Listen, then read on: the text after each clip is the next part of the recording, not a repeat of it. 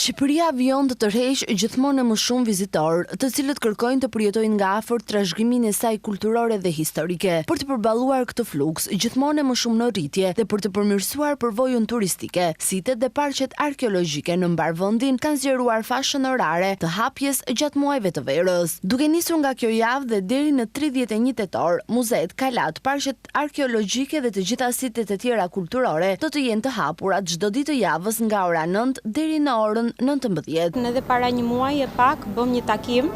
më them që ishte një takim i parë që është bërë me pjesën e operatorëve turistik për të shtuar, pra përveç atyre të cilët nuk e kanë të shtuar në paketat e tyre turistike dhe për të futur pjesën e itinerarëve, çka do të thotë që brenda të njëjtit le të themi itinerarë që vizitojnë qytetin të kenë në një farë mënyrë edhe pjesën e itinerarit të muzeve, të parqeve, të kalave. Për të garantuar funksionimin normal të këtyre orareve të zgjatura, është e nevojshme angazhimi i një stafi më të zgjeruar në terren. Në këtë kuadër, institucionet përkatëse ftojnë të rinjt të aplikojnë për pozicionet e punës sezonale dhe të japin kontributin e tyre në promovimin e trashëgimisë kombëtare. Kemi bërë një orar të kombinuar edhe sepse janë sajte që vizitojnë në periudhën e verës kryesisht, Muzeu Pavarësia në Vlorë ose Kulla Veneciane, e cila është në pjesën e në Durrës, të cilat kanë një fashë orare pak më të zgjatur, por ndoshta edhe një hapësirë pushimi në drekë, pasi sigurisht duke qenë në zona bregdetare frekuentohen më tepër në oraret e paradites dhe pasdites. Ndërsitet më të vizituara në vend vijojnë të mbeten Butrinti me pasurinë e tij unike arkeologjike dhe natyrore, Kalaja e Gjirokastrës që ofron një panoramë mahnitëse, si edhe Muzeu Historik i Krujës, që jep vizitorëve një përvojë të identitetit kombëtar shqiptar.